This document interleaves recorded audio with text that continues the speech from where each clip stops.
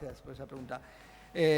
Vuelvo a decir, Arguineguín se va a cerrar y no va a tener ninguna eficacia en ninguna de las obligaciones y de los deberes que proceden con los migrantes que vienen a nuestras costas.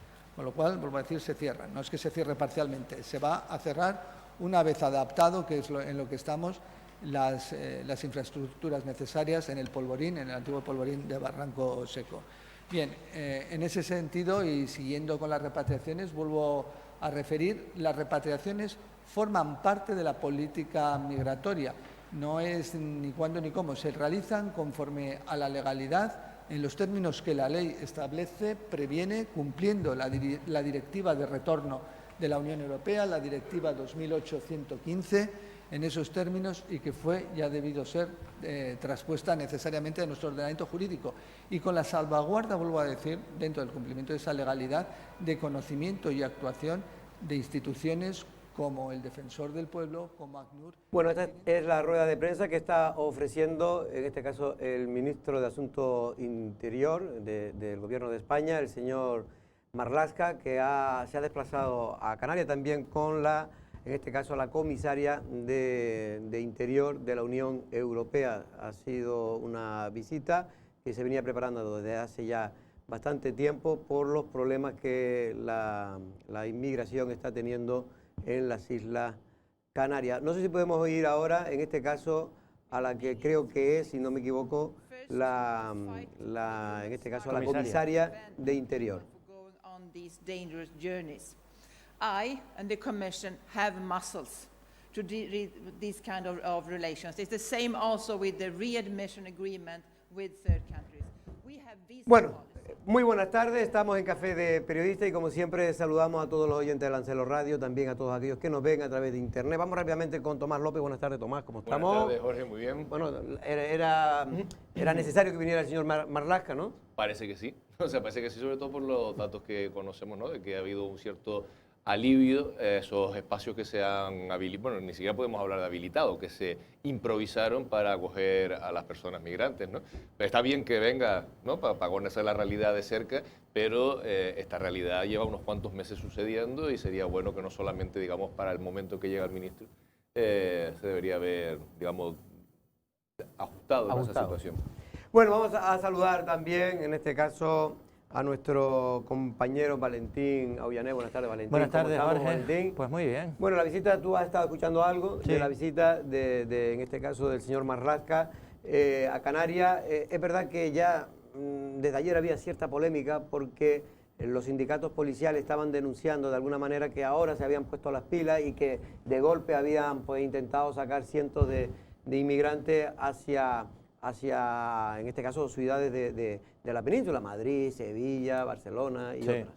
Sí, bueno, por cierto que también aprovechando la policía, el Sindicato Unificado de la Policía, el SUB, aprovechando que está Marlaska en Gran Canaria, pues han hecho también peticiones. Y oí esta mañana que calculan en torno a 600 los efectivos que hacen falta en toda Canarias de la Policía Nacional.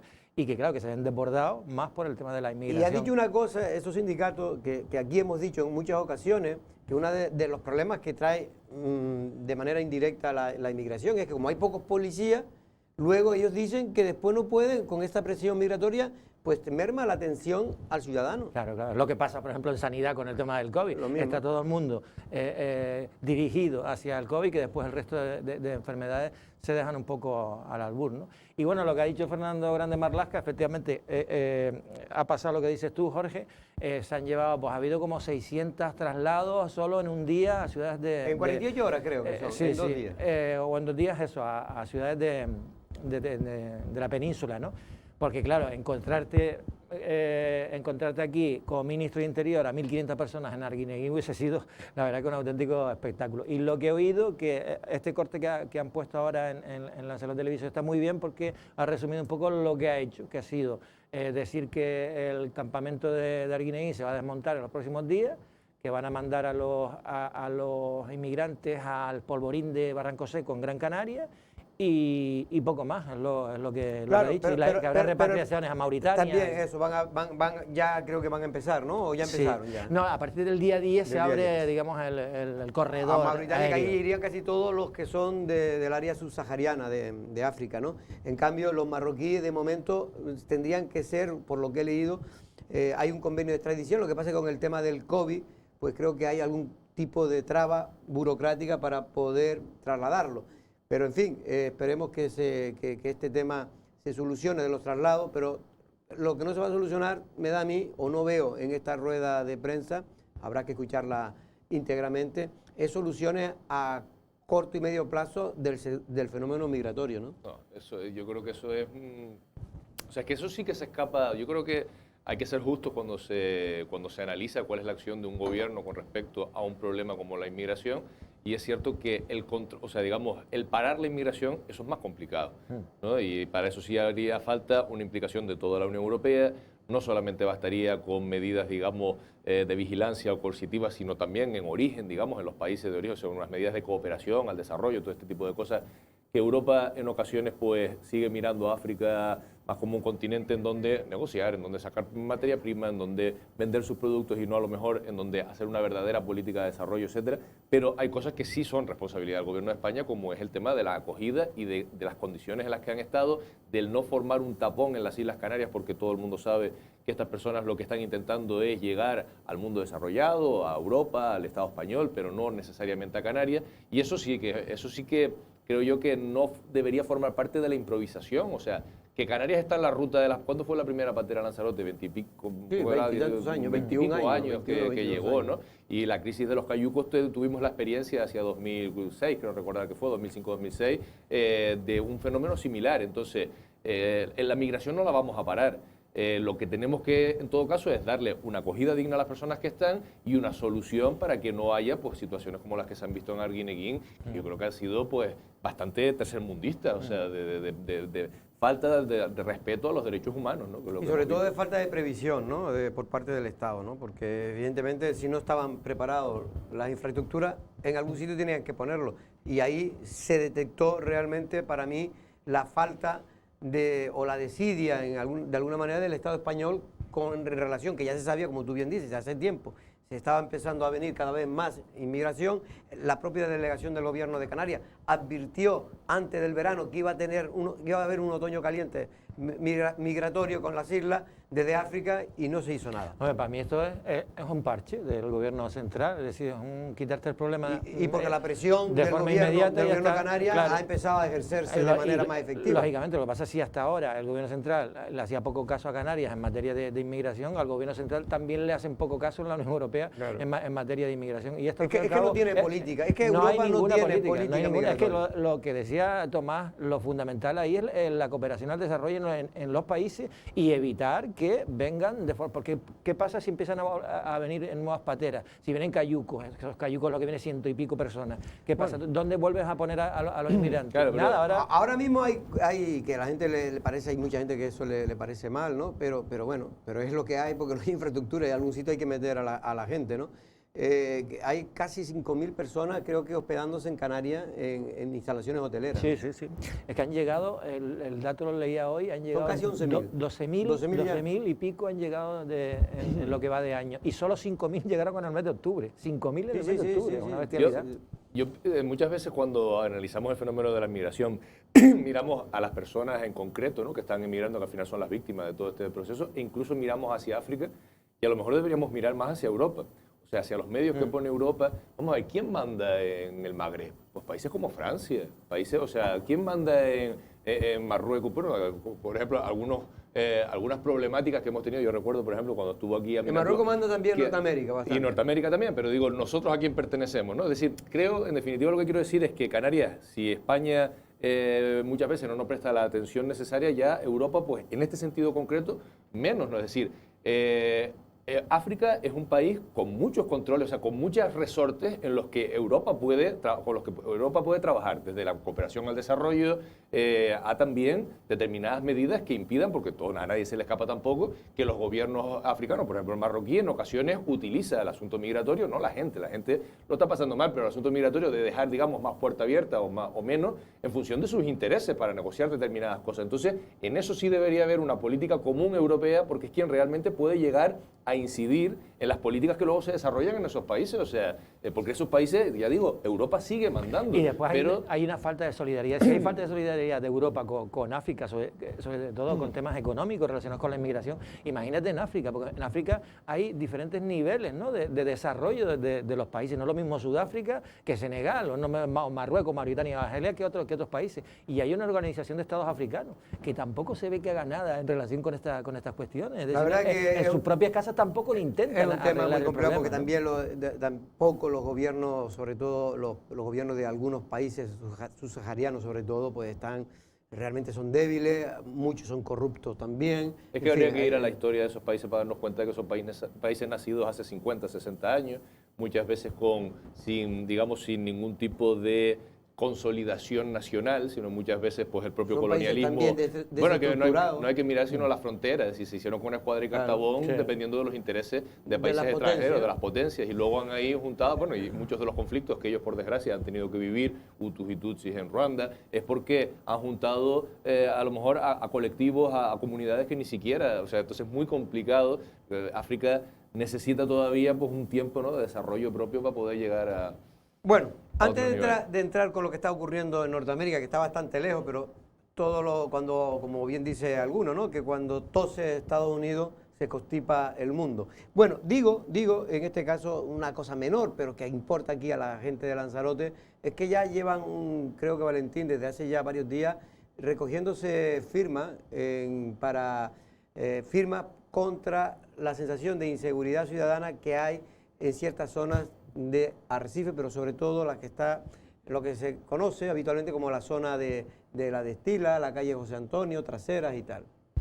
Hombre, Jorge, nosotros aquí, la mayoría de la tertulia que tenemos, casi, bueno, no todos los días, pero 2 o 3 días a la semana empieza con conflictos, con escándalos que se producen además en una zona concreta, que yo la digo, es la zona en la que vivo yo, que es la zona, la trasera de Manolo Millares, y que noche sí, noche también, hay siempre disputas, peleas, y bueno, y no ves a un policía ni por allí, vamos, ni loco, entre otras cosas porque sabemos cuál es la situación de la plantilla y el hecho de que, bueno, que patrullando creo que hay en todo Arrecife me parece, una patrulla nada más. Hemos hablado, Valentín, con Alfredo Mendoza, que es el teniente de alcalde de Arrecife y también es el jefe de la policía local, ¿no? Y él, hablando con él de récord, pues me venía a decir que la situación es muy compleja, muy complicada, porque es que carecen de medios, pero es verdad que se han reunido con autoridades policiales para tratar de, al menos, de que las cosas no vayan a peor. Actualmente con la policía local estamos trabajando en la línea de aumentar la seguridad, aumentar en seguridad en aquellas partes y en aquellas zonas de la ciudad donde la sensación y los actos vandálicos se han ido produciendo con mayor frecuencia. Medidas como las que hemos adoptado hemos tenido reuniones a lo largo de este mes con los cuerpos de seguridad del Estado, Guardia Civil y Policía Nacional, para intentar hacer actuaciones conjuntas dentro de nuestro municipio y actuar en las zonas de ocio nocturno, quizás de la zona Manolo Millares, que es donde más tenemos conflictos. Al margen de todo esto, pues estamos incrementando con una bolsa de horas extras que vamos a intentar hacer, que se produzca a partir de la semana que viene, para montar operativos específicos para incrementar la presencia policial en las zonas que, como bien habíamos dicho, se están sucediendo esos incidentes desgraciados. Y a partir de ahí, pues no nos queda otra sino que establecer control, presencia policial para transmitir esa sensación de seguridad en una ciudad que, como bien dije al principio, es una de las ciudades más seguras del territorio nacional. Y es verdad que en términos generales, Arrecife, si comparamos con otras capitales, posiblemente sea una ciudad segura. El problema es que de último, sobre todo en los últimos meses, se está detectando acciones concretas en zonas concretas que están de cara a la opinión pública, reflejando una falta de criterios policiales para evitar que esto vaya peor, ¿no? Porque es que, oiga, no es por nada, pero nosotros no lo inventamos. Cada fin de semana en esa zona que tú decías hay jaleo, ¿no? Es que precisamente por eso, porque Arrecife es una ciudad tranquila, es por lo que es más fácil actuar. O sea, claro, si esto fuera el Bronx, Claro. oiga, pues yo entendería que es que esto se nos va de las manos, se desborda. que no podemos, que tal, pero si tenemos localizado dónde están los problemas, foco. quiénes son esas personas, habría que ver qué tipo de intervención es la más adecuada para esas personas. Pues, todos sabemos, ¿no? A lo mejor las personas que están por allí buscándose la vida, más algunos que salen de fiesta y que terminan de aquella manera. Bueno, pues a toda esa gente dar una respuesta, pero creo yo que en eso ya, porque es que es continuo, que es un tema que casi todas las semanas hay un caso en esta zona, ¿no? Y el otro día, Tomás, que esto nos siguen llamando gente, bueno, y en la noticia que hemos puesto en Lancelo Digital, creo que ha sido de una de las más comentadas, o al menos de las 5 o 6 más comentadas a través de comentarios, ¿no? Más de 100 llevan ya, creo, cerca de 100. Y es el tema de lo que ocurrió a la salida del centro comercial Atlántida, en pleno Arrecife, en plena calle Real, en uno de los laterales, cuando una señora cajera salía, la pobre, tranquilamente, después de una ardua jornada de trabajo, y era de alguna manera atacada, entre comillas, por 2 personas con la intención de robarle el bolso. Ante los gritos, el segurita del centro comercial o del hipermercado que está allí, salió en defensa de ella, pero eran 2 contra 1, lo llegaron a tumbar al suelo y con la misma porra del segurita le dieron una paliza, que tuvo que ser ingresado en el hospital general. Y claro, esto fue el martes pasado, el martes a las 9 de la noche, 9 y media de la noche, ¿no? No estamos hablando de altas horas de la noche, ni estamos hablando de zonas conflictivas en el sentido, fin, de gueto. Sí, Claro, yo sino creo que estamos hablando hay que tener en cuenta una cosa, estamos en medio de una crisis económica brutal. Por el tema de la pandemia. El paro aumenta. Encima coincide con una llegada de inmigrantes que no son turistas, son inmigrantes y vienen buscando ganarse la vida y tener digamos, un futuro mejor. En una ciudad tan manejable como Arrecife, en la que tú sabes dónde están los 2 o 3 focos que hay más de conflicto, de gente que pelea, etcétera, etcétera, lo que uno no termina de entender es cómo no es posible que haya un esfuerzo desde el punto de vista de la administración para encauzar, digamos, todos los efectivos hacia esa zona. Si dijésemos lo que decías tú antes, Tomás, decir, esto no es una gran ciudad que no sabes exactamente, tiene 18.000 focos de conflicto, ¿no? Aquí están centralizados en 3 sitios concretos y se saben, es decir, es tan difícil, aunque haya pocos medios, es tan difícil establecer, no sé, batidas, sobre todo en determinadas horas. Yo es que a veces no lo entiendo. Y si es por una cuestión de que hay pocos efectivos, oye, pues hay que cambiar, hay que dar algún tipo de paso, hay que convocar nuevas plazas, hay que hacer algo, ¿no? Porque si no, esto puede ir a más. Entonces, cuando ya la sensación de seguridad la pierde, eso es mucho más complicado, ¿no? Bueno, y hay una hora polémica a nivel de España, en este caso, que yo en estas cosas soy hay que tener mucho cuidado. La democracia muchas veces en países consolidados como es España, siempre hay que cuidarla y mimarla. Y en este caso estaba leyendo un titular que nos hemos hecho reflejo de ello en el Lancelo Digital, y es que el Congreso está estudiando una norma para poder entrar en los domicilios sin avisar. Hay que tener mucho cuidado con estas cositas, porque se empieza con esto de Hacienda, porque esto sobre todo lo quieren hacer para que no se destruyan pruebas cuando hay delitos tributarios, ¿no? Y me parece bien pero cuando se empieza con eso, después se puede emplear para otras cosas que no son, en este caso, que vulneran, ¿no?, los derechos fundamentales de las personas. Pero fíjate que es que a mí me parece hasta viejo el asunto, porque hoy en día, que me da la impresión a mí, ¿no?, que hay como muchos más recursos que entrar a una casa para analizar, por ejemplo, las cuentas de alguien. Es que hay algo que no esté ya, digamos, no tenga registro digital, me refiero, o sea, muy pocas cosas, que hay gente con trueque, o sea, que vas al mercado, es que no lo termino, o sea, incluso la medida me parece desproporcionada por el impacto que puede tener, me refiero, de entrar a tu casa, ¿no?, que pueda publicarse la noticia, tal, pero es que además también, para efectos prácticos, realmente la mayor parte de las transacciones en estos momentos, y más las que son millonarias, pues o de qué se está tratando aquí, de controlar a quién va a ser una chapucilla, pues si va a ser una chapucilla, ¿sabes? Vete por los que hay que ir, ¿no? O sea, para empezar eso, para ir vamos a por quienes debemos Hombre, ir. yo creo que debe ser para delitos mayores, me imagino. Claro, ¿no? para No será delitos mayores. Y para delitos mayores Claro. no hay registro tecnológico, es que me parece tan raro que la gente que está Y un delito mayor es cuando te llevas el dinero a un paraíso, Claro, a un paraíso claro, fiscal. claro, Entonces, pero eso ya- seguir ese rastro es Claro, diferente ese a pegar una pata en la Esto puerta. ¿no? Que lo ha parece hecho, esto. lo ha hecho sobre todo los responsables de Hacienda porque hay sentencia del Tribunal Sí, Constitucional pero será con un auto judicial, y ¿no? Supremo, no, Jorge. que han anulado registros que se han hecho precisamente sin orden judicial. Hombre, es que me como tiene que ser. parece lógico, y mira que es un Claro. asunto pendiente en el Estado español, buscar todos los medios posibles para que no haya tanto fraude fiscal como efectivamente hay, pero desde luego que, porque lo mismo que puede ser para esto puede ser para otra cosa, y si no hay, o sea, si no hay una es que va a encontrar un poco también de un principio básico en la democracia que es el de separación de poderes, o sea, es solamente el Poder Judicial que es quien determina si algo es legal o es ilegal, puede determinar una medida tan grave como que entren en la vivienda del domicilio de algo, pero es una cosa como, ¿no? Como de la... Suena la patada en la del puerta de siglo Barrio XVIII, Nuevo, claro, era, ¿no? claro que En su sí, ¿no? momento. Perdona, pero ya tenemos a la consejera de Turismo del Gobierno de Canarias, a Yaisa Castilla. Buenas tardes, ¿cómo estamos, consejera? Buenas tardes, muy bien, gracias. Bueno, consejera, la verdad es que usted le ha tocado, yo creo que uno de los momentos más complicados de la vida turística de Canarias, ¿no? Con el tema este de la pandemia. Estamos ahora mismo con el turismo se ha desplomado en este año, pero sobre todo en estos últimos meses. Pero yo quería preguntarle, consejera, porque aquí hay muchas dudas, ¿no? Y sobre todo hay críticas que han pasado por esta mesa de representantes no solo del sector turístico, sino incluso sanitario. Me refiero, Yaisa, al tema de esa normativa de que se realicen los test de origen a los turistas antes de que lleguen a Canarias, ¿no? Pero que sean controlados por los hoteles. Dicen que esto no reúne o no soporta un análisis serio si lo que estamos pretendiendo es consolidar un destino seguro, porque consideran que al poder penetrar otras personas, sean canarios, peninsulares o otros extranjeros que no vengan de turismo a Canarias, pues no controlamos la pandemia.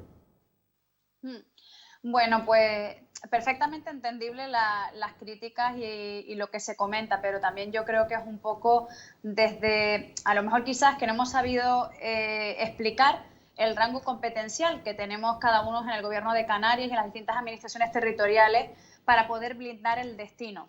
Precisamente el decreto ley que se sacó a propuesta de esta consejería, ya lo saben, ¿no? Las semanas pasadas, y donde nos centramos en coger, en vez de, para no invadir competencias, soberanías de otros estados, y porque a la vista está que, bueno, pues el Estado central todavía no había adoptado una decisión al respecto, teníamos la temporada alta, teníamos que buscar la fórmula de ingeniería jurídica dentro de las competencias de la comunidad autónoma y en este caso de la Consejería de Turismo para intentar blindar al destino lo máximo posible. Donde vimos la posibilidad era en la Ley de Ordenación Turística de Canarias y en la Ley de Actividades Clasificadas a través de limitar el derecho de admisión en su vertiente del derecho de acceso. Y lo hicimos así porque era la única fórmula que yo tenía para poder intervenir directamente en este sentido. Además fue una fórmula consensuada también con todas las patronales turísticas, los sindicatos, con toda la sociedad canaria. ¿Y por qué lo hicimos también a través de esta parte, además de la competencial? Porque también analizamos que el 80% de los turistas que llegan a Canarias se alojan en alojamientos turísticos reglados. Por tanto, el único margen que tenía la Consejería de Turismo para poder actuar en este sentido era ese. Ustedes bien saben que la estrategia de esta consejería siempre ha sido el test en origen, test en destino, test before travel, la reciprocidad sanitaria. Con la Unión Europea no llegamos a alcanzar una directiva, solo una recomendación, es decir, deja a los países dentro de su soberanía de establecer si prefieren los test o las cuarentenas. Eso no todavía hay más incertidumbre. Me encantaría que la Unión Europea dictara una directiva para efectivamente obligar a los distintos estados y solucionaríamos esto mucho más fácil. Pero de momento esto no es así. Entonces tampoco teníamos a disposición los puertos y aeropuertos para hacer el control, aunque sea de las personas que vienen testadas o no. No lo teníamos a disposición y teníamos nuestra temporada alta ahí en ciernes. Así que no me podía quedar de brazos cruzados. Junto con el resto del gobierno nos pusimos a trabajar y esta era una de las opciones, ¿vale? Pero siempre vinculado al turista que se aloja en establecimientos turísticos reglados. ¿Qué pasa? Y la idea de este esquema es el siguiente, que lo que queremos hacer con esto es incentivar que el turista venga testado antes de cogerse el avión, que es la idea inicial y la ideal, y que es al donde yo creo que va a ir todo el mundo. ¿Qué tipo de test? Pues pusimos una fórmula bastante amplia, porque la ciencia va muy rápido, y pusimos test de diagnóstico de infección activa. Aquí podemos comprender el PCR o el test de antígeno. Y también luego incluimos también una opción de test de salida para aquellos casos, como no sabemos cómo van a legislar los distintos Estados miembros, de si, oye, pues si al volver de Canarias un determinado Estado miembro exige un test para que no se haga la cuarentena por parte de ese turista, pues bien, nosotros como Canarias le hacemos ese test de salida, pero ese turista tiene que acreditarnos previamente antes de entrar que viene testado. Respecto al resto de pasajeros, y yo comparto por supuesto esa petición porque es necesario que nos blindemos, una de las fortalezas que tiene Canarias es precisamente nuestra orografía. Por lo tanto, el resto de pasajeros que no vengan a alojarse en hoteles, apartamentos, viviendas de alquiler vacacional, casas rurales regladas, el resto de pasajeros que vengan, incluso residentes canarios, que vengan a las casas de los amigos o a otros sitios, eso ya no es competencia de la Consejería de Turismo, sino ya es competencia de Sanidad, de Transporte, también de otros estamentos territoriales superiores. Me consta que por parte del Gobierno de Canarias se está trabajando en esa línea, saldrán los responsables cuando lo tengan ultimado a comentarlo, pero no nos olvidamos de eso, porque sabemos que es muy importante controlar el índice de epidemiológico para que no se nos venga al traste tampoco la economía. Consejera, yo creo que la gente está muy de acuerdo en que usted se ha movido, que usted ha tratado de proteger el turismo y de buscar la mejor fórmula, pero insisto, creemos que no digo que sea responsabilidad directa suya, ni mucho menos. Lo que quiero decir es que es un parche para muchos que no se consiga hacer los test en origen o cuando se entre en las islas al resto, no solo a los turistas, es lo que quería decir. Si me perdona, si me disculpa, Tomás, nuestro compañero más o Tomás. menos quería decir Sí. lo mismo, ¿no? Que no es responsabilidad de la Consejería de Turismo, pero sí me imagino que usted como consejera tendrá una interpretación, o sea, de la parte política, de la incapacidad que hemos tenido como archipiélago, como, o sea, todas las fuerzas políticas y el propio gobierno, para que otras instancias de las que sí dependía, yo lo hemos hablado aquí, a lo mejor dentro del propio estado de alarma, el que hubiese una referencia a la posibilidad de que haya territorios que puedan exigir el test a la entrada, pero no somos nosotros, efectivamente, ¿no? Y consejera, y también quería preguntarle de paso, la alegría que nos dio el Reino Unido con la posibilidad de que pudiesen llegar turistas, duró más bien poco, tanto en cuanto ha habido un cierre, o sea, un confinamiento de la población en Reino Unido, y no sé qué previsiones tienen, no sé, creo que es hasta principios de diciembre, si con eso se puede salvar algo, por lo menos la Navidad, ¿cómo lo ven? Y si se está hablando con la autoridad británica, consejera, de alguna posibilidad de abrir una rendija de que a lo mejor Canarias puedan salvar a Canarias y que puedan viajar a Canarias. Bueno, pues yo agradecerles sus palabras porque los entiendo perfectamente, y también que sepan que, bueno, esta consejera, por supuesto que ha pedido tanto a AENA como a Puertos del Estado esa cesión de espacios, ¿no? No voy a dejar de luchar por eso, pero desde luego que, claro, cada uno en su ámbito de competencia, pero perfectamente mi prioridad es Canarias, los canarios y canarias que para eso se han portado genial durante este momento tan duro para todos nosotros, y que sigan contando conmigo porque así lo seguirá siendo. Con respecto a Reino Unido, pues como bien comentaba el compañero, o sea, de momento se nos salía el corazón por la boca y a poco ya íbamos a llorar. Esto es una montaña rusa. Desde luego que estoy hablando con el embajador de Reino Unido. Ellos tienen unos lazos muy estrechos con nosotros, la relación está siendo muy buena, pero sí que es cierto que a priori no parece haber o existir ninguna otra posibilidad hasta el 2 de diciembre. También aquí hay que poner por encima de la mesa que el Estado, con esos corredores turísticos que quedó en negociar a nivel central con los distintos Estados miembros, es verdad que ahora Reino Unido ya no forma parte del Estado miembro, pero están también trabajando con ellos. No sé si existirá todavía una posibilidad de anticipar eso o de mejorarlo después del 2 de diciembre. Esto tengo que comentarlo con el Estado, desde luego, a ver cómo van. Pero desde luego que la interlocución con el embajador, al cual también quiero agradecer su trabajo y también su comunicación, porque es prácticamente, si no semanal, pues vamos, cada 2 semanas, con lo cual que intentaremos por todos los medios que eso sea el mínimo posible, el 2 de diciembre, y que, bueno, teníamos inicialmente, ya lo había dicho, unas perspectivas de cerrar el año de 5 millones de turistas. No son perspectivas buenas porque, ya lo saben, partíamos de una cifra de 15 millones del año pasado, pero partiendo de un cero turístico, pues bueno, era empezar a reactivar nuestro motor. Ahora esa cifra no creo que podamos llegar a ella, ojalá me equivoque de verdad. debido a este cierre de Reino Unido y a las recomendaciones de otros países que son nuestros principales mercados emisores.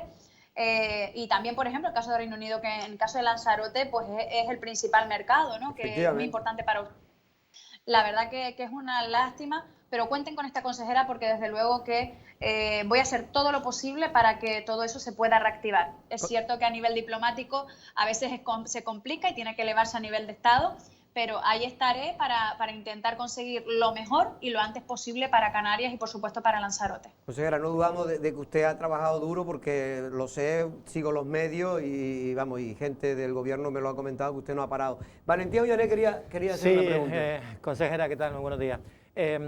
Buenos días. Creo que la afirmación la hizo usted antes del cierre otra vez del Reino Unido y el confinamiento del Reino Unido y de Alemania, ¿no? Que era relativa, que creía que para el próximo año se iba a recuperar por el 70% de la conexión aérea y íbamos a tener en torno a 10 millones. Creo que lo hizo antes, porque son unas previsiones muy buenas que incluso a todos nos sorprendía. Imagino que de cara al próximo año eso ya va a ser imprevisible. Pero yo le quería preguntar también una cuestión en relación a que el Gobierno Central le ha echado una mano a Air Europa con el tema de que, bueno, que si no, la compañía se iba a pique, eso creo que son 400 millones.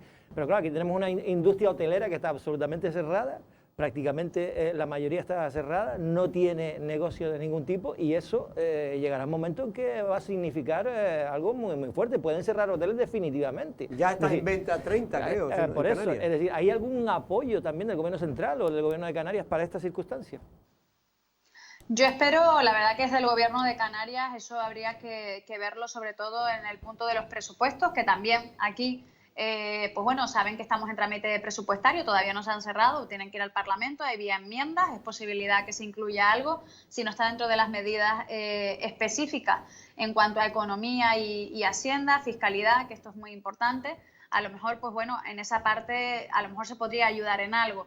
No lo tengo ahora clara esas líneas porque mis líneas van, como mis competencias son ordenación, promoción e inspección, pues no he podido ir más allá, pero sí soy consciente plenamente de esa realidad, claro que sí, y desgraciadamente pues no me gusta ver esos titulares de que hay hoteles en venta o que van a cerrar, porque todos los que queremos Canarias y sabemos lo que nos ha costado ser líderes, pues no queremos que esto se revierta y vamos a hacer todo lo posible porque no sea así. Tenemos el plan Reactiva por el otro lado y yo espero que también el Gobierno Central de una manera u otra sea sensible también en este sentido, de la misma manera como bien indicaste en relación a Air Europa, ¿no? Al fin y al cabo todos ganamos aquí, incluso las empresas rescatadas han sido rescatadas, necesitan moverse, nosotros también, y yo espero que, pues bueno, que esta petición que ustedes hacen la entiendo perfectamente, la comparto y que también se ayude, porque al fin y al cabo es reactivar la economía, es reactivar el empleo, y al final es reactivar la sociedad y que todos empecemos a movernos en condiciones de máxima garantía sanitaria,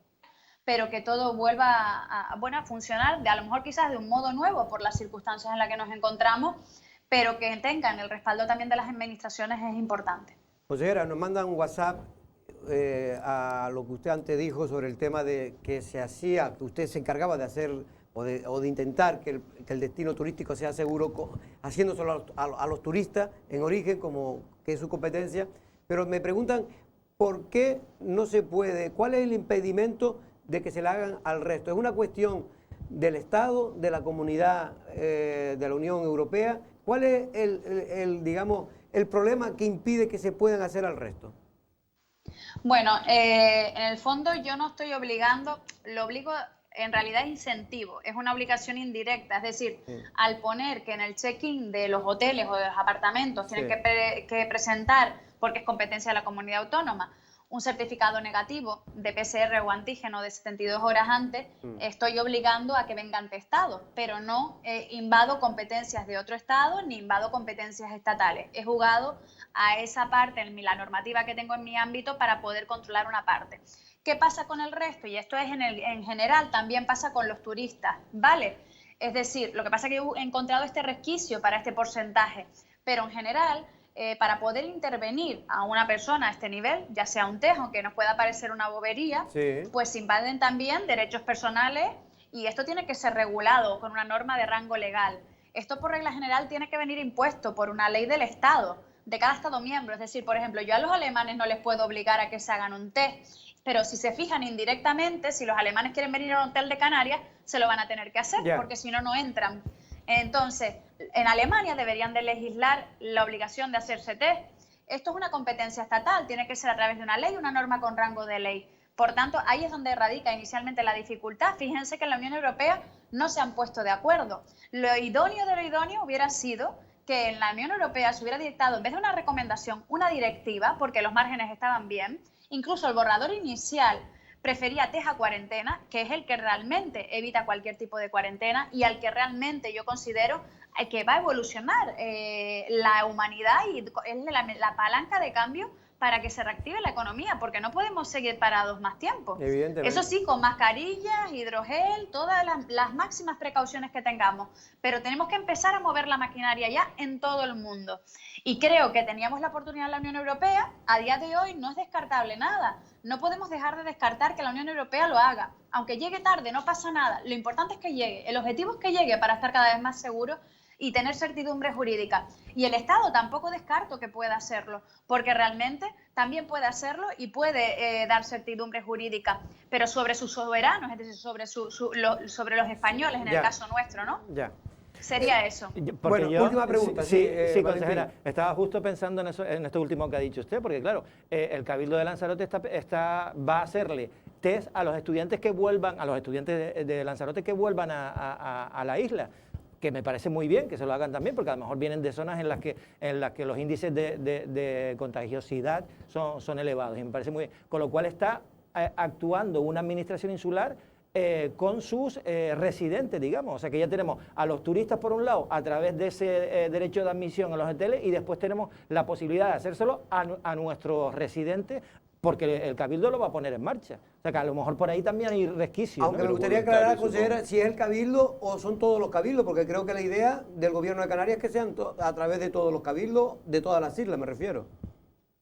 Bueno, la estrategia del gobierno ya la conocerán en breve, porque no me toca a mí, como comprenderán, y permítanme que respete a mis compañeros de gobierno un poco el comunicar cómo va a ser la operativa, porque están trabajando en ella, desde luego, y van a dar una respuesta rápidamente, pero desde luego que la iniciativa del Cabildo de Lanzarote es muy buena y además me parece acorde, porque además ahora mismo pues tenemos también los puentes, tenemos las navidades, es precisamente ese tipo de contagios el que nos ha dañado en estos últimos meses y que pretendemos evitar en esta segunda ola, que es el del contagio intrafamiliar, ¿no? Que venimos de otras zonas y sin quererlo, por estar en los núcleos familiares, pues lo contagiamos, ¿no? Así que me parece una muy buena iniciativa.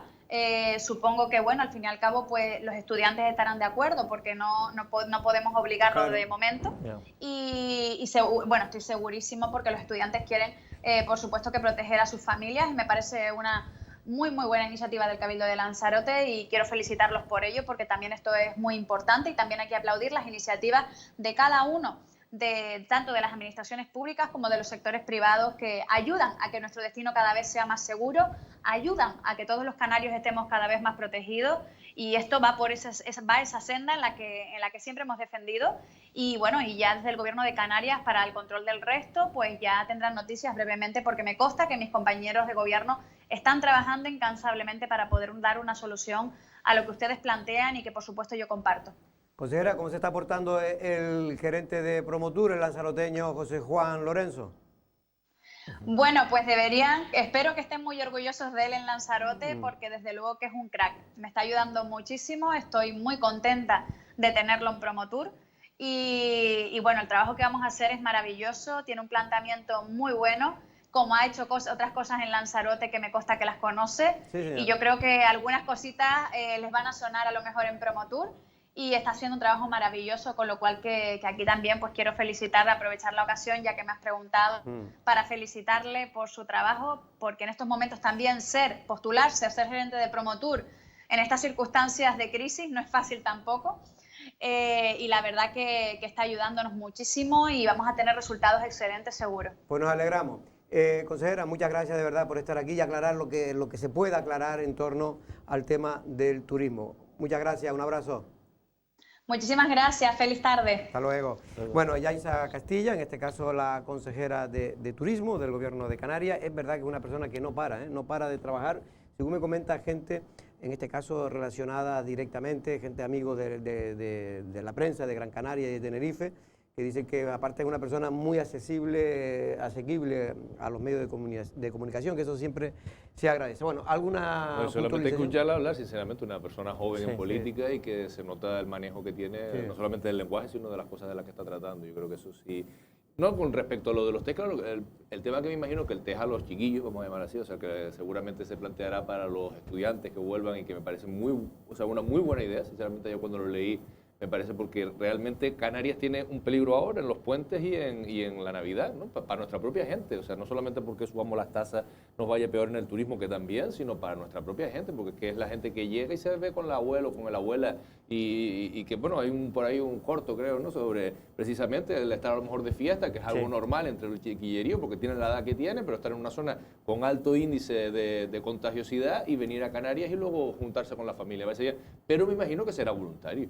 Porque, Va a tener que ser voluntario. Claro, Es que porque no se puede- no no se- se o puede sea, obligar. no hay, Pero yo o sea, creo la que administración normal- local no tiene, que es el cabildo, o la autonómica no tiene capacidad para decir usted no entra. Eso son la Bueno, movilidad. se podría legislar, como dice ella, Claro. para los españoles. Es decir, si Claro, el Estado lo pero legislara... que hubiese sido, yo estoy convencido que hubiese sido tan sencillo como que en el último decreto de estado de alarma se contemplase contemplara, como una más claro. de las opciones la entrada con test. Igual Mira, que creo se que puede fue- cerrar a Calicanto, Claro, como está media, creo que media fue- como claro. casi todas las comunidades autónomas. Creo que fue ayer, me parece que fue Uso Ibarra en la tertulia, Jorge, que planteó algo que es verdad. Es decir, en Canarias está planteando la posibilidad de implantar la ecotasa. Es decir, señor. que la gente, los turistas que viniesen pagasen, como se hace en otros sitios donde está funcionando. Y claro, dices tú, ¿y por qué no se puede de alguna forma también No, legislar sobre esto? Y Es lo decir, que dice venga usted Tomás, con el test, aprovechando el o- estado de alarma, pues seguro que se podía haber incluido la obligación de que cualquier persona que se vaya, por lo menos a Canarias y a las Islas Baleares, que es donde se puede Ponerlo controlar... en las capacidades, o sea, usted ha permitido a las comunidades autónomas que sus presidentes decidan el cierre perimetral, es decir, que no entre nadie. Usted ha permitido que las comunidades autónomas decidan a qué hora más o menos se puede, hay un tramo en el que puede decir la comunidad autónoma, no salir la gente de la casa. ¿Por qué no le da usted la potestad a las comunidades autónomas de que decidan que se puede entrar, pero con un test? O sea, es que era tan sencillo como un epígrafe más, pero no sé por qué. Por esto- cierto, que Marruecos, según me dicen gente de Marruecos, se está exigiendo a la entrada del país, no puede entrar nadie si no tiene hecho No, y un Cuba, test. por ejemplo, por poner un ejemplo de una isla turística, como es, no tanto como nosotros, pero o sea, digamos en dimensión, en proporción población, turismo, pero que también, o sea, que afectó, yo el otro día estaba hablando con un cubano que vive aquí en Lanzarote, que fue para allá, y que ahora mismo está muy controlado por eso, porque claro, en una isla como Cuba, tú entras por el aeropuerto, entras por el puerto, no hay más posibilidades. Al principio les dio duro en la primera ola, porque como a todos, ¿no? Es decir, el virus entró por ahí, por las rendijas, digamos, y además en un país, pues eso, que tiene dificultades económicas y demás, pues seguramente con más dureza que incluso con un sistema sanitario como el que podemos tener nosotros, pero ahora no, porque ahora ya sí ha establecido esos controles, pero claro, es un país soberano. Bueno, vamos a ir 1 minuto y medio a publicidad y regresamos.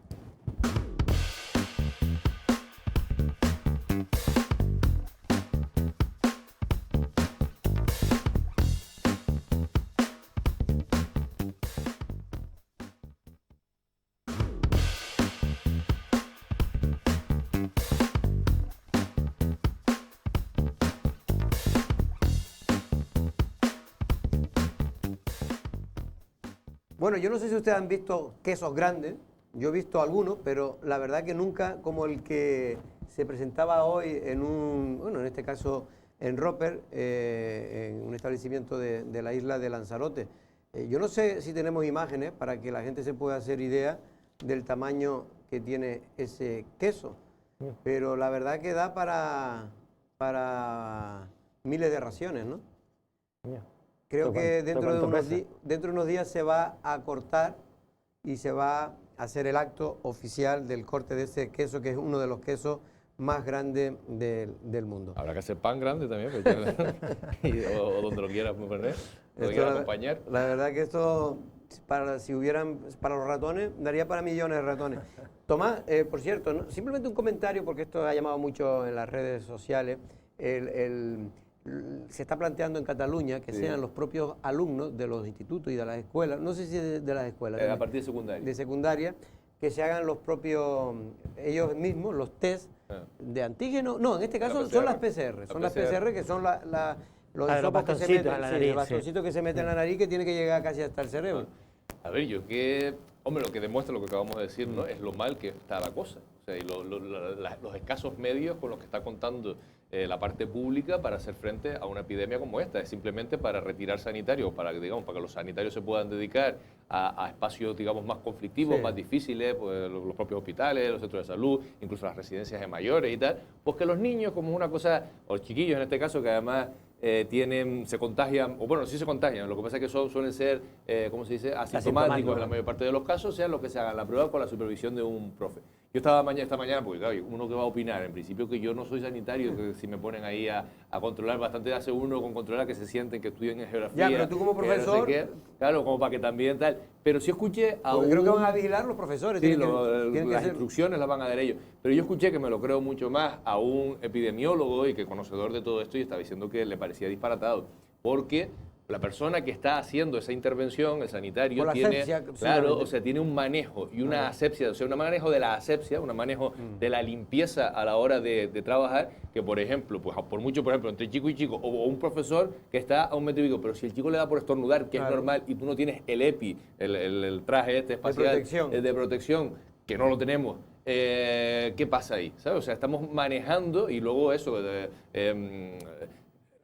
el tema de la asepsia, de cómo luego ese producto luego la traslada. A mí me parece una logística. Y puede dar muchos falsos negativos, porque si no lo haces bien... A mí me parece una locura. El argumento para hacerlo es que no, efectivamente no hay sanitarios, pero me parece una locura. Lo próximo que van a hacer es análisis de sangre, es decir, una cosa que, ¿sabes? Me parece, la verdad, es que bastante ilógico, ¿no? Porque, sobre todo por eso, ¿no? Porque se puede contaminar las pruebas, no sé, decir, los niños no están preparados para hacer eso, ¿no?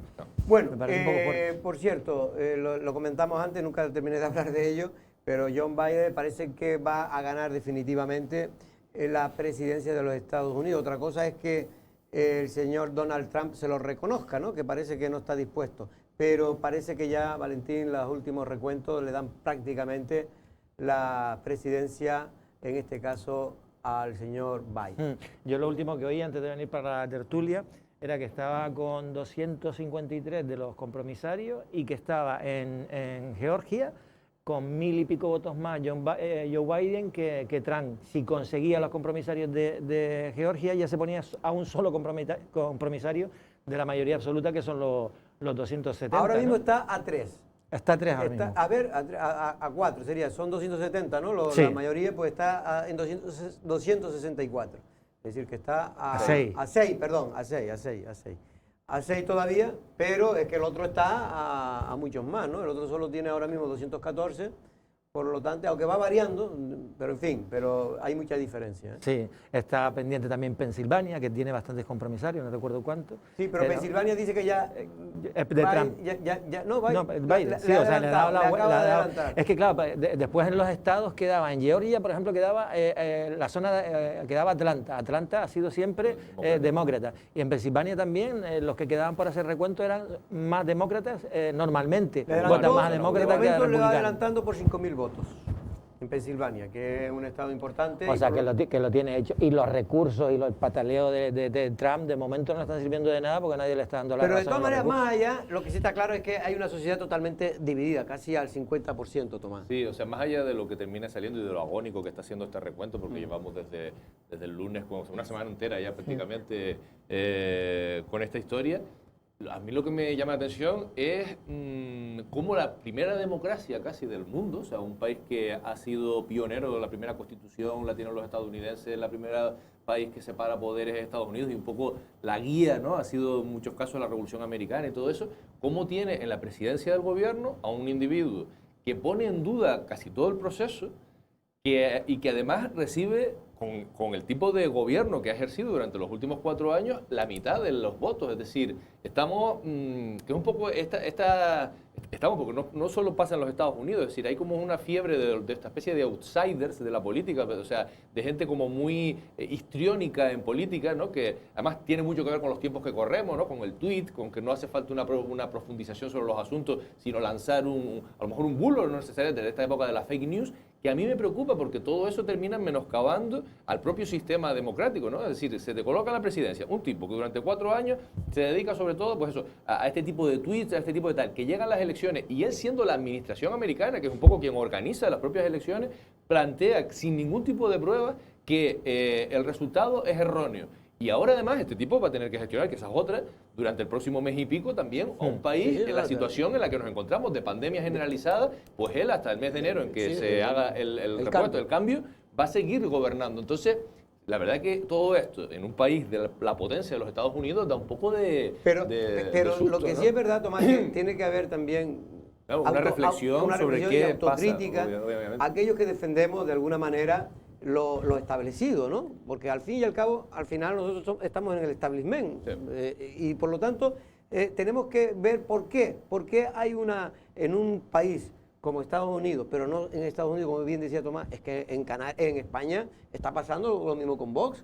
Vamos, Vox y tal, pues no tiene mucha diferencia en el contenido de su mensaje. Por lo tanto, es una autorreflexión. ¿Por qué hay tanta gente? No porque crean ustedes que de repente España se ha vuelto un 20% de la población de ultraderecha.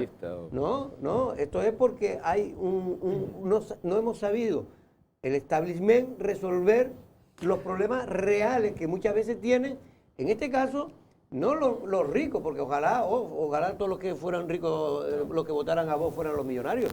La mayor parte de esos votantes son gente trabajadora, normal y corriente, clase media y media incluso con de todas maneras, debajo. hay que, creo que el populismo puede ser tanto de izquierda o de derecha, lo hemos visto, y entonces, claro, los populismos surgen cuando, efectivamente, cuando el sistema no te da soluciones a determinadas cuestiones, y entonces vienen los populistas y dicen, no, yo lo voy a solucionar. Y no lo soluciona, pero... Ya los inmigrantes, no sé qué, los cojo y los mando de vuelta en 2 días. Entonces, claro, uno oye eso y dice, oye, pues si esto lo va a solucionar sobre la marcha, hay que votarlo. Después no lo soluciona, pero sí que es verdad que pasan lo de los radicalismos y el populismo, sucede cuando el sistema no puede solucionar las cosas. Y en relación con Trump, en Estados Unidos ha tenido presidentes como Reagan, ha tenido a George Bush, que la guerra de Irak, las famosas armas químicas que no había, es decir, ha tenido a personas. Lo que pasa que ahora, con este señor, efectivamente, yo creo que histriónico es la palabra que lo define. Y el hecho de las redes sociales, el hecho de que este hombre escriba cualquier tontería, que le lleva, le han censurado ya en Facebook varias publicaciones, sobre todo relacionadas con los resultados, cuando habla de tongo y cosas de estas, y en Twitter también. Bueno, y claro, las redes sociales lo que le han hecho, que su mensaje, su histrionismo, de alguna forma, pues todavía se ha conocido de forma global, digamos, ¿no? Bueno, pues vamos a tener que ir. Tenerife es la única isla de las 7, bueno, y de las 8 si contamos la isla de nuestros queridos gracioseros, que está o sigue, en este caso, en semáforo rojo dentro de los... Pero yo creo que conviene tener cuidadito. O sea, yo vi los datos, ¿no? Pues Canarias 159. ayer creo que fue 159 ya. 116 solo Tenerife. Por eso digo, pero Tenerife es donde está y se mantiene, y yo creo que es un buen criterio que se mantenga. Y bueno, es verdad que en Lanzarote el virus está corriendo de aquella manera, es decir, poco, y eso es una suerte, pero no puede uno bajar la guardia porque en un momento determinado viene cualquiera de fuera y produce un rebrote, o los que están aquí se contaminan en una familia o en un centro deportivo y estamos otra vez en las mismas, ¿no? Esto está claro, uno lo decía el otro día, hasta que no venga la vacuna y sobre todo vengan, en este caso, medicamentos que puedan mejorar el tratamiento para aquellas personas que están graves, pues vamos a estar con este problema, porque lo cierto es que en Lanzarote ahora mismo solo queda una persona, o ya no queda ninguno en el hospital. Yo creo que ya no queda ninguno. Estaba en la UCI y pasó a planta, ¿no? Efectivamente, el que estaba UCI pasó a planta. Ese es el único que queda en el hospital. El resto, 60 y tantos creo que son, siguen todavía en sus casas. La mayor parte, según nos comentaba el propio gerente del hospital, el señor Aparicio, asintomático, es decir, que ni siquiera tienen ningún tipo de problema.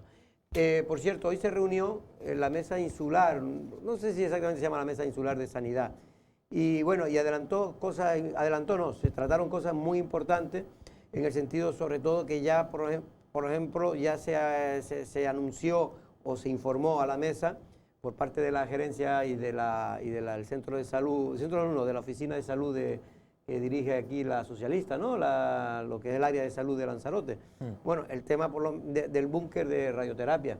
Ya creo que antes de finalizar el año se va a adjudicar. Adjudicar. Es que todavía está ¿No está adjudicado? Creo que no, adjudicado no. Se va a adjudicar no. Ya se hizo el proceso, está el proceso de adjudicación, pero no se ha elegido una empresa para hacerla. Pues yo estaba en que... esto va despacito. Que iba a empezar la obra ya y que estaba, que estaba adjudicado a una empresa, que había una licitación y lo había ganado una empresa. Y se va a empezar el tema de esto de la unidad para el tema de detectar cuando usted sufre un infarto, pues ahora tiene que ir a Gran Canaria. Hemodinámica. Sí, efectivamente. Bueno, pues eso se va a adjudicar ya, se va a licitar también ya muy pronto. Es muy importante porque es una cuestión de vida o muerte. Sí, ya han muerto mucha gente aquí, precisamente por no tener esto. Bueno, y se va también a reforzar, en este caso, el Centro de Salud de Playa Blanca creo que ya va a empezar, el nuevo Centro de Salud de Playa Blanca, yo creía que ya estaba abierto, pues no, todavía no está abierto, pero va a empezar ya. Y en fin, otras informaciones que iremos dando a lo largo de los próximos días en cuanto a la sanidad, porque es muy importante, porque es verdad que hemos controlado el tema del COVID, hasta el momento lo hemos controlado, pero también esto está trayendo unas disfunciones en la organización normal del día a día del hospital. Ya están los datos. Ya lo tiene, de hoy. Sí. 14 nuevos positivos en Lanzarote. En Lanzarote, ¿no ves?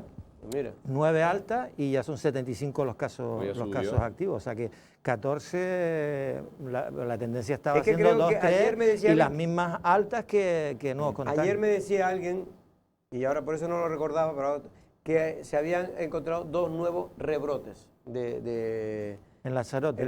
Pues ya sabe la gente lo que tiene que hacer. Que estamos a viernes, que se junten con convivientes. Yo la verdad que cada vez algo menos, ¿eh? Cada vez algo menos. Yo también, pero mira... Hombre, salgo a comer algo, sí, tal, pero en fin. No, desde luego que sale uno menos. El otro día fue mi cumpleaños y lo hice de día, o sea, de mañana. Un brunch de eso. Además me hubiese visto yo en una de esas. Bueno, pues nos vamos. Por cierto, el tiempo, no sé, ha llovido algo, no sé si tenemos imágenes de Playa Blanca. Caía un buen chaparrón, pero oiga, un chaparrón que era creo que una nube que pasó. Muy rápido. Sí, una nube. Cayó, pero fue rápido. Esto nos lo manda una amiga de Playa Blanca. Y aquí en Arrecife también llovió un poquito, lo mismo. Un poquito ahí alguna calle. Pero esto fue, dice que nada, 10 minutos, cayó un chaparrón, después llovió muy poquito y ya salió el sol, ¿no? A la hora ya salía el sol.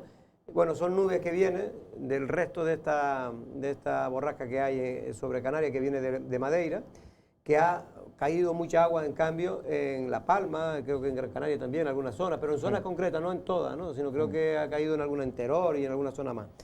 Por lo dicho, muchas gracias, regresamos el lunes.